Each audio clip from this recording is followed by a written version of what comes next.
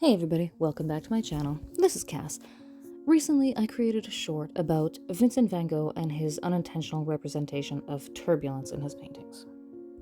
Shortly after I began the writing process, I realized that this is not really short material. There is way more to talk about here than I can or want to say in 1 minute.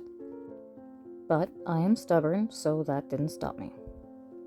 If you haven't already seen the short, I suggest you go and watch it here for context. I'll wait. 5 minutes later. Good to have you back. Now we can proceed. This story begins with luminance. What is luminance? The word luminance refers to the intensity of light from an object, and specifically how it is received by the human eye. It's more than just the amount of light that something gives off in general. That is its radiant intensity. But luminance is all about what the eye sees. In the more primitive part of our visual cortex, we process light, contrast, and intensity, but not color. So two small objects, or in this case, brush strokes, of the same light intensity will blend together in our brains as equal, regardless of their color. Take this contemporary painting by oil painter Iris Scott. If you asked, is a red fox turquoise or purple? A sane person who had already seen a fox would probably say no. However, this painting of a fox is, in my opinion, very beautiful and even lifelike. Does it contain violet and turquoise and many other non-foxy colors that you wouldn't ordinarily see on a red fox? Yes, it does. But it doesn't bother the eye so much because the lights are light, the mids are middling, and the darks are dutifully dark. And that is really what our human eye wants the most. We have no trouble recognizing this beautiful painting as a red fox, even with the extra colors, because the luminance is convincing. Another thing about luminance is that this broken color palette on our impressionist painting appears full of motion. It almost seems to pulsate with energy. This is because we do not only have one area of the brain to process visual stimulus. While one area understands the values of light intensity and blends two brushstrokes of equal intensity together, another sees two colors and registers them differently. This dual processing is what gives Impressionism such a motion that seems to just radiate energy. Now we look at the other side of the coin, which is turbulence. What is turbulence? Turbulence is really weird and hard to explain and even harder to understand. But at the absolute simplest, it just refers to irregular movement of air currents caused by a million different factors. We can't even usually see it with the human eye, but we can calculate it with mathematics.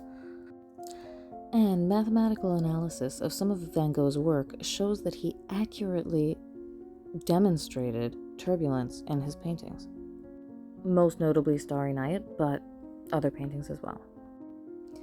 This was determined basically by calculating the difference in luminance between any two pixels in a composition. From the curves measured from pixel separation, we can see fluid patterns that are remarkably consistent with turbulence.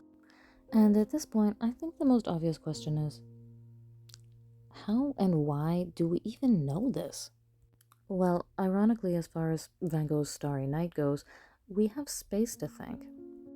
In 2004, scientists observed eddies of dust and gas billowing around a star.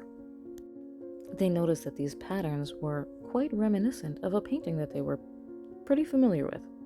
So this sparked the idea to test Van Gogh's work and digitize it and find out for real if there was more than just a visual similarity.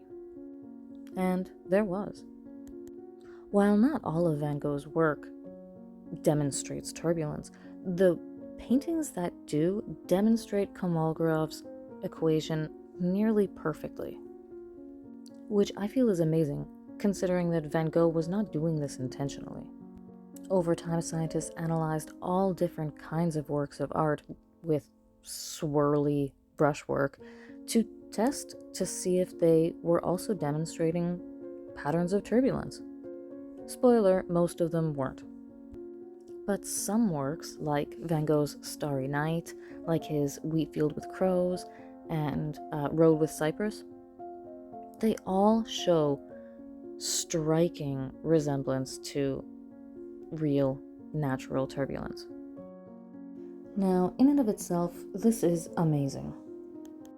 However, I would love to say to you that Vincent van Gogh learned to paint turbulence and it gave him great fulfillment and satisfaction in his life, but that is just not how his story went. He only painted turbulence when he was at his absolute lowest psychological moments. It was only in great personal turmoil and pain where he produced these paintings that demonstrated turbulence in this unique way. Many works that he created when he was in a better, healthier frame of mind had absolutely no trace of turbulence mathematics. That's where I'm going to leave this off today, because on the technical side of things, I cannot explain it much better than I have, because I only barely understand this whole turbulence and luminance thing as it is. So I do not want to belabor this with extended explanations from a half-assed intellect. So I want to thank you so much for coming and watching this video today. I hope you found it interesting. I would like to do more art history / science videos. I really find the science of light and color super interesting, and the way that we've learned about it through history, and also things that we can learn from history from the artists before us, like Van Gogh, who was using this and didn't understand it, who was demonstrating this but didn't know what it was. There are just always more and more ways to learn from the past about how to move forward.